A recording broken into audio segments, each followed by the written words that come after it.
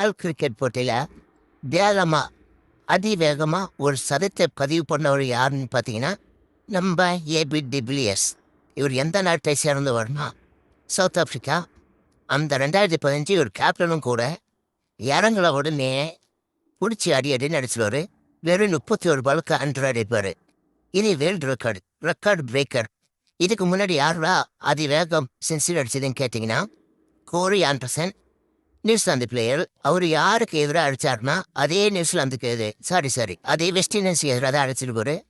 எப்படி இந்த மேட்ச்சில் இறங்கி பொன்னாடி அடிச்சிருப்பாரு. பொன்னாடி எப்படின்னு சொல்கிறதுனா பட்டதெல்லாம் தொட்டதெல்லாம் 4-6 தான்.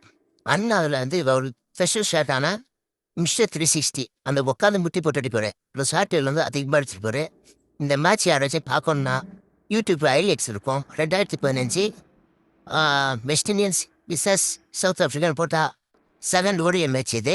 7 ஓடிய மேட்ச்சில் தலைமை இறங்கி பல சம்பவம் பண்ணிருப்பான். இது ஒரு வேல் இருக்காரு. அதே மேட்ச்சில் அவுட்டாகவும் ஆயிருப்பார். அவர் டெய்லி 44 பாலுக்கு 149 ரன் அடிச்சிருப்பாங்க. அவர் அடிச்சுட்டு அவுட் ஆயிருப்பாரு. சவுத் ஆஃப்ரிக்கா ஃபேன்ஸ்க்கு எல்லாரும் பயங்கர ஆஃப். இன்னைக்கு இந்த மேட்ச் எத்தனை பேர் லைவ்ல பார்த்துருப்பீங்க அந்த கமெண்ட்ல சொல்லுங்க. இல்லை ஹைலைட்ஸ் வச்சு பார்த்துருக்கேன் அப்படின்னு சொன்னாலும் கமெண்ட் பண்ணுங்க. அடுத்து யாரை பற்றி வீடியோ போகலாம் கமெண்ட்ல சொல்லிட்டு போங்க. உங்கள் ஃபேவரட் கிரிக்கெட்டர் யாருன்னு கமெண்ட்ல சொல்லிட்டு போங்க. மறக்காம சேனலை சப்ஸ்கிரைப் பண்ணுங்க.